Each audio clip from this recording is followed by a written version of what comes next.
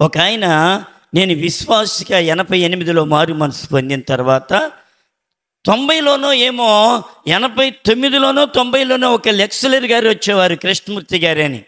ఆయన్ని దేవుని పరిశుద్ధాత్మ ఆయన మీద బలంగా ఉంది. తర్వాత చాలా దెబ్బతినిపోయాడు, కానీ ఆయన మీద ఉన్న పరిశుద్ధాత్మ నా మీదకి రావటం నేను చూడగలిగాను.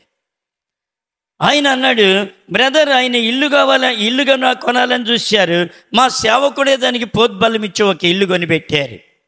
ఆయన డబ్బుతోనే ఈయన చూసి కొనిపెట్టాం మేమందరం కలిపి.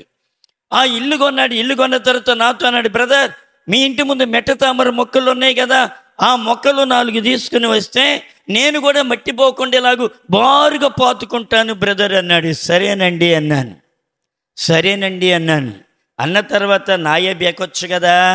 ఎంత దౌర్భాగ్య స్థితితో చెప్పలేం. కొన్నిసార్లు మనకు అన్నీ తెలుసు అనుకుంటాం, నాకు జ్ఞానం ఉందనుకుంటాం, వివేచన ఉందనుకుంటాం, మన మీద గొప్ప భక్తులు అనుకుంటాం. కానీ ఒక్క దెబ్బ తగలంగానే దెమ్మ తిరిగి బొమ్మలాటలాడతాం.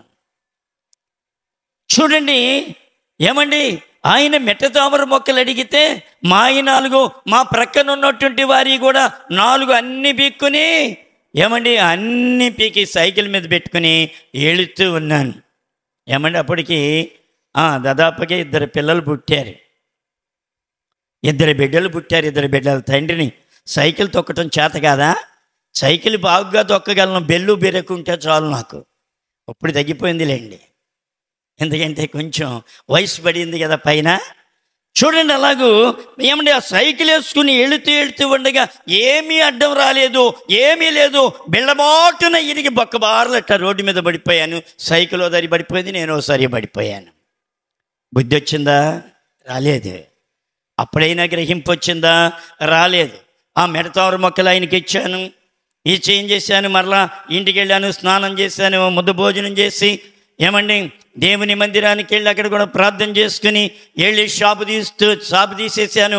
షాప్ అంతా క్లోజ్ చేసి చీపురు తీసుకుని ఊడిస్తూ ఉంటే ఒక స్వరం వినబడుతూ ఉంది. ఏ రాత్రా? కల్లోనా? పగలు నిరీదిగా 10 గంటలకు 10:30 ప్రాంతంలో ఒక స్వరం వినపడుతుంది. ఏమని వినపడుతుంది? ఎందుకు ఫలానా వారి నువ్వు మెట్ట తామర మొక్కలు పీకావు అని చక్కటి స్వరం వింటున్నాను. దేవుని యొక్క స్వరం నువ్వు వినగలుగుతున్నావా? ఆ స్వరం వినపడుతుంది, చక్కటి స్వరం అండి. ఉదయం 10:30కి. అంతే, గుండె పగిలిపోయింది. చీపురు అక్కడ పారేశాను. తీసిన తలుపులన్నీ మరలా మూసేశాను. ఒక తాళం వేసి ఆద్రబెదర కన్నీరు ఆగటం లేదు, వణికి వచ్చేస్తుంది, రోదన వచ్చేస్తుంది. ఆ స్థలము కలిగిన వాళ్ళ దగ్గరికి వెళ్ళమ్మా, బుద్ధిహీనుడున్నాయి. చిన్న మనస్సాక్షిని కూడా నువ్వు సరి చేస్తే దేవుడు నీతో మరలా మాట్లాడుతాడు. వాత వేయబడిన మనస్సాక్షి ఉంటే దేవుడు మాట్లాడడం ఆపేస్తాడు నీతో. దావీదుతో అనుదినము మాట్లాడుతూనే ఉన్నాడు. నీతో కూడా మాట్లాడుతారు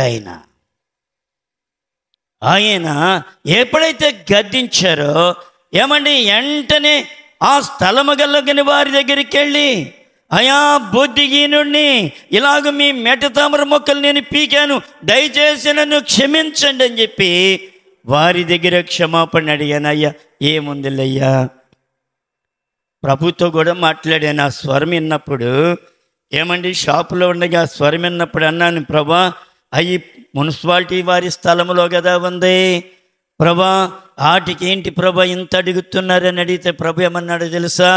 నీ ఇంటి ముందు స్థలము కూడా ఆ మున్సిపల్ స్థలముదే కదా, ఎవడైనా వచ్చి అలాగ పువ్వు ముట్టుకుంటే ఊరుకుంటున్నావా? ఎలాగో ఏదైనా ముట్టుకుంటే ఊరుకుంటున్నావా? నీదెంతో అది కూడా అంతే అన్నారు ప్రభు. వెంటనే వీళ్ళ దగ్గరికి వెళ్ళి క్షమాపణ అడిగిన తర్వాత, నేను పీకిన స్థలములో అద్దెకుంటున్నారు, గర్విష్ఠుడిని వీళ్ళకి చెప్పేది ఏంటి, వీళ్ళు అద్దెకుండేవాళ్ళు, వీళ్ళకి చెప్పేది ఏంటని గర్వంతో అక్కడ పీకాని వారు చూచుచుండగానే ఒక్క మాట కూడా చెప్పలేదు. మనకెంత గర్వమో తెలుసా? చాలా గర్వం ఉంటుంది. ఏం మాట్లాడుతున్నామో తెలియదు, ఏమి తలస్తున్నామో తెలియదు. కొన్నిసార్లు మన ఇష్టానుసారంగా పోతూ ఉంటాం, పరుగులు తీస్తూ ఉంటాం. వెంటనే అక్కడికి కూడా వెళ్ళాము, 2 చేతులు పట్టుకున్నామా, ఈ మెట్టతామర మొక్కలు నేను పీకాను, దయచేసి నన్ను క్షమించండి అని చెప్పి ఆమె దగ్గర కూడా క్షమాపణ అడిగి మరలా తిన్నగా దేవుని మందిరానికి వెళ్ళి దేవుని సేవకుని దగ్గర బోరుని ఏడుస్తూ క్షమాపణ అడిగాను. చప్పట్లు కొడతారా? నీ మనస్సాక్షి సరి చేయబడాలి. నీ మనస్సాక్షి వాత వేయబడినట్లు ఉండకూడదు. నీ భారము దేవుని మీద మోపగలుగుతున్నావా ప్రియ తల్లి?